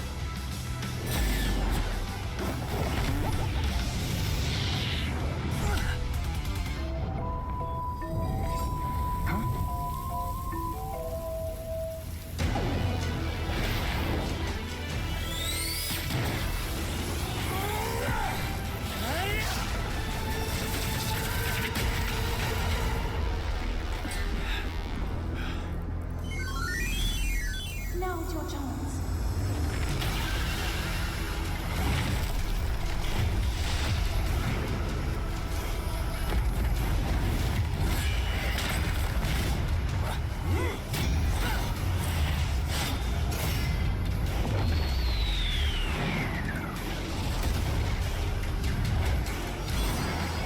Let's mosey, asshole.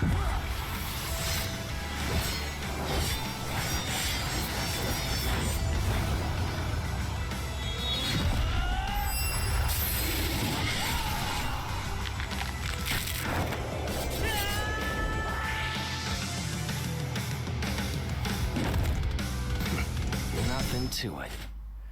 Hype as hell. Guess Link thought it was time to split. Too soon? Yeah. Link had an incredibly versatile arsenal That available to episode's him, given the killer. abilities he had from his various weapons and masks. And with stuff Like, like, I the like- Sheikah Slate and Ocarina, the guy I don't know had if you so caught much it, but to the throw part at where Cloud that he before could've Link goes easily fierce gotten deity, overwhelmed. Even with that he against him, Cloud couldn't dies, match much and then of Link's Mipha's arsenal with grace both brings materia him and back. superhuman ability. Link It's may so have won a good. few fights with his time stop, but so would Cloud. For our purposes of determining who would win the most often, these essentially cancel each other out. Yeah, you can like Link's hear Master like Sword and Mipha Triforce saying of like, Courage "Don't give helped up," him counter some of like right Cloud's before he materia. gets back Like, up. He wasn't getting turned into a toad or anything, but Cloud's ribbon could do a lot of the same, especially against those fire, ice, and shock arrows. Since both had multiple ways to counter each other's more magic-based moves, and both had incredible healing spells, this really came down to their baser abilities. Like how Link dodging lasers put him at a tenth the speed of light, but Cloud kept up with Bahamut, who flew between planets in 12 seconds. Since this looks like Neptune, and considering Gaia is a stand-in for Earth, the distance between them would be 4.3 billion kilometers. That's like, to travel that's that one of the distance in greats 12 of this seconds season. means Bahamut Fury flew at least 12 And even then, I consider it like, of light. So while Link overall, was it might smart, end up had being more like my experience, and has fought foes faster than him before, Cloud could literally run circles around him favorite without of him the noticing. season, Link's probably. strength and power were nothing to scoff This at. episode's especially killer, when Skeletal though. Majora Of what pulling we've the seen moon so into far, a it's definitely planet and my favorite. destroying a continent. That would take an energy equivalent to over 60 exatons of TNT. However, Cloud was strong enough to endure similar attacks and return the favor in a devastating way. Like how he survived Sephiroth's supernova attack. Guidebooks confirm that the supernova is a blast that destroys dimensional space. Technically, it occurs in another dimension where the entire solar system is And annihilated. bring despair. With Cloud Good standing job, right Sephiroth. there. It sounds crazy, but this means he can literally survive a sun exploding in his face. I mean, it really messed him up, but still, it's a goddamn sun. Link's never had to deal with something of that magnitude before. The hero of Hyrule put up an admirable fight and could certainly win in a few different ways. But Cloud's speed, strength, and powerful limit breaks meant that, more often than not, his victory was assured. Yeah. Link tried Aw. Force, but against Cloud, he had no way out. The winner is Cloud So good. Strife. And this was like the... That's the first half of our 10th Yeah, so they anniversary split this season into Death two Battle will halves. return later this So year, this was but the end in of the meantime, first Check half. out the all-new DBX and the debates we're having over in the Death Battle cast. Thanks for watching. And, oh. Yeah, then they have DBX for a bit. And then the next episode, which we're gonna save for a different night, is it's Batman versus Iron Man. But hey, let's put what we've got so far on the list. This one's going like right at the top. I like it more than Yoda versus King Mickey. And then for the rest of these, probably like